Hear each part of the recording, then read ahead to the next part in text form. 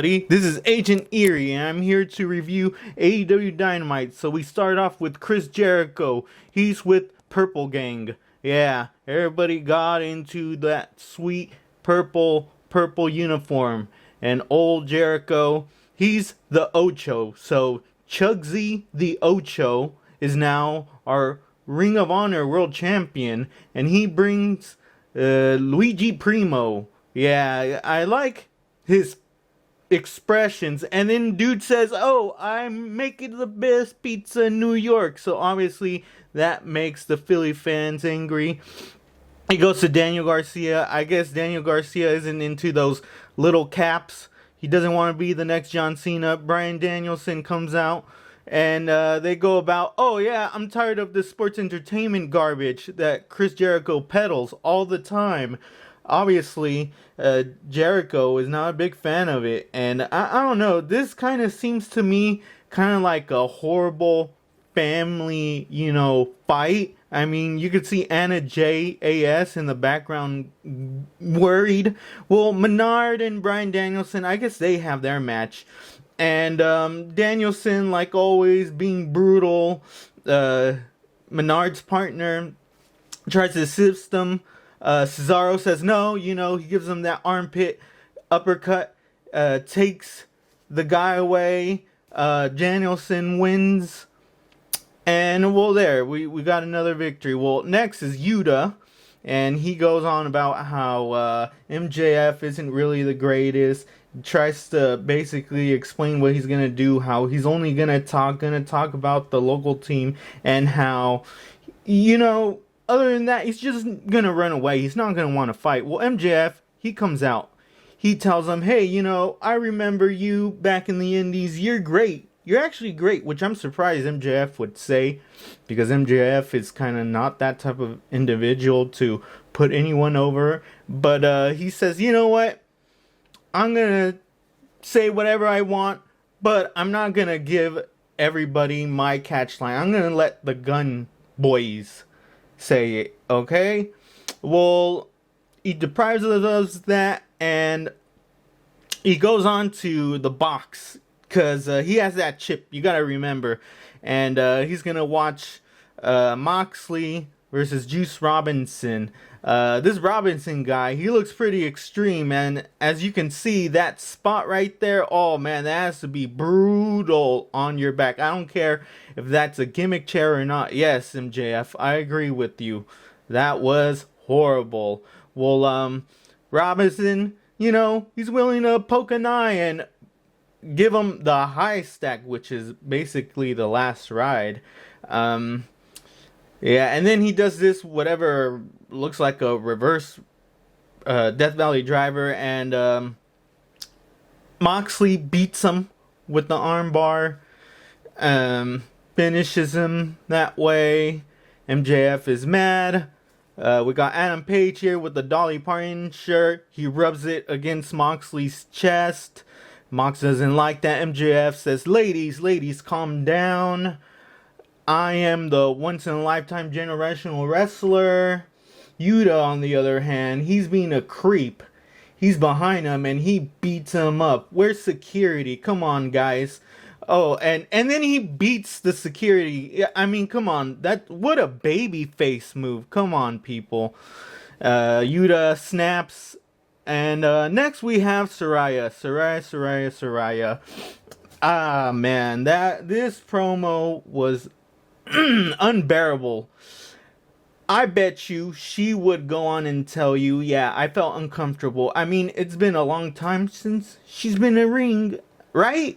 Am I right? And it's horrible. I don't recommend it, people.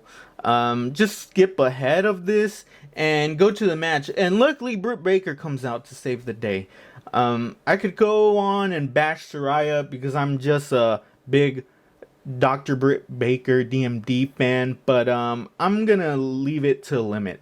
Because we don't know. I mean, Saraya hasn't been back in the ring in a while. So I'm gonna give her that, the benefit of the doubt. Well, Tony Storm and Deeb, they have a match. It's a lumberjack match, however you may. And they start off on a great offensive, just machine gun chops and forearms. Hater hits Sky Blue. Another girl comes in, attacks him, runs Hater out of the ring.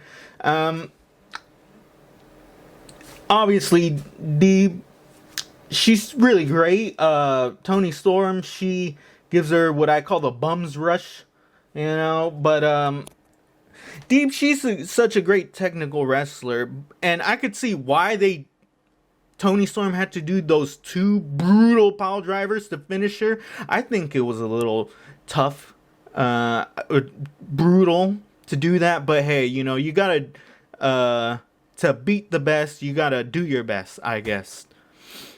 Alright then, we got the Acclaim, Billy Gunn, and the Acclaim, and they're celebrating, and Keith Lee, he tells them, yeah, I'm mad that you guys beat me, and you used Billy Gunn to beat us. And he says, I got 2 words for you.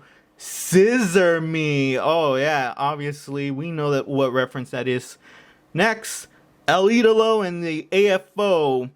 They basically get mad at these 2 guys. I mean, come on, I bet many of you feel the same way when you had your bosses yell at you. Well, Big Money Matt Hardy comes, well, it's not big money, but he says, oh yeah, even when I was Big Money Matt Hardy, I wouldn't have treated you this bad. Right, and so we got Tony Stocks over here, as always, charismatic. It was basically a squash match. The opponent, I don't think I even hear his name. He tries to rush Stark, and Stark beats him. Next is the main event. We got Bandito versus Chugsy, the Ocho. Chris Jericho, unhindered, unruly. So I kind of like this spot that you're gonna see. So usually Ring of Honor competitors shake their hands. Shake each other's hands, and well, Chris Jericho, he didn't do that. He gave him the bird, and Bandito, he basically showed him he's not a bird watcher. I also like this spot. He does a suplex, a vertical suplex. You know how usually they do it for like 10 seconds, but he did it for about a minute. He held Jericho up there. Now Jericho is lighter than what he used to be, but hey, that's a lot of core strength. Jericho, he does the bossing, the walls of Jericho twice, and he still couldn't beat Bandito, and so he had to bring himself to do the old lion tamer, and can you blame him? That seems to be the move that just makes everybody quit. That's how he's been finishing people, and that's okay. Chris Jericho goes on about, oh yeah, I'm gonna beat anybody that has to do with Ring of Honor, and that it's Ring of Jericho. And then not even you, announcer, is safe from my violent and insane attacks. So obviously Chugsy the Ocho is still on the bleach. Alright people, you guys have a good one. Have a nice day. Bye.